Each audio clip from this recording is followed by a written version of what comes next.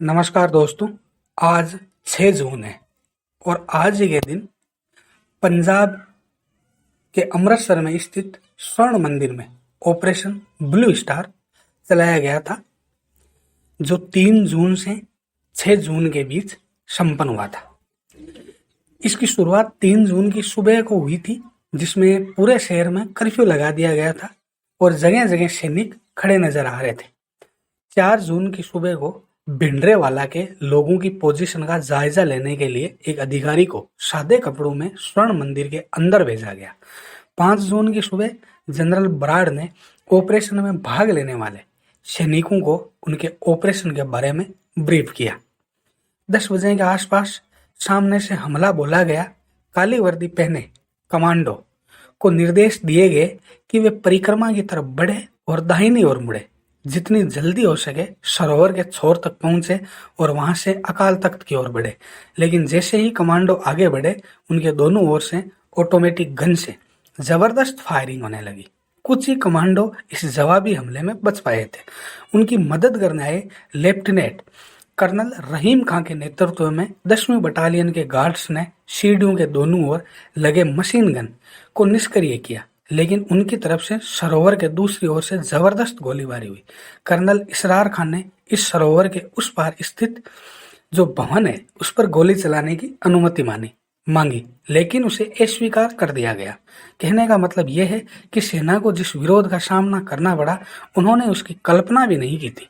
सिर्फ उत्तरी और पश्चिमी तरफ से ही फायरिंग नहीं हो रही थी, बल्कि प्रत्यक्षवादी जमीन के नीचे मेन होल से निकलकर मशीन गन से फायर कर गायब हो रहे थे। जब सैनिकों का बढ़ना रुक गया तो जनरल बराड़ ने आर्म्ड पर्सनल कैरियर के इस्तेमाल करने का फैसला लिया, लेकिन जैसे ही armed personal career Akal Takht की तरफ बढ़ा, उसे चीन में बने रॉकेट लॉन्चर से उड़ा दिया गया।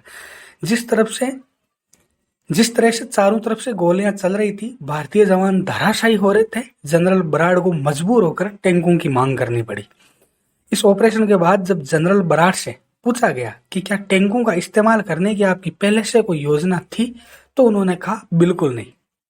उन्होंने कहा कि हमने ऐसा पहले नहीं सोचा था कि हमें टैंकों का इस्तेमाल करना पड़ेगा, लेकिन जब हमने देखा कि हमारे सैनिक अकाल तख्त की तरफ बढ़ नहीं पा रहे हैं, उसके आसपास भी नहीं जा पा रहे हैं, तब हमने टैंकों का इस्तेमाल करने की सोची।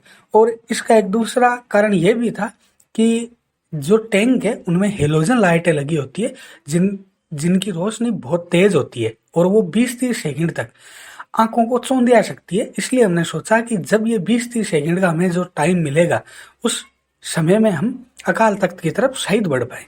टैंकों के आने के बाद अकाल तख्त को सैनिकों ने लक्ष्य की तरह ही माना।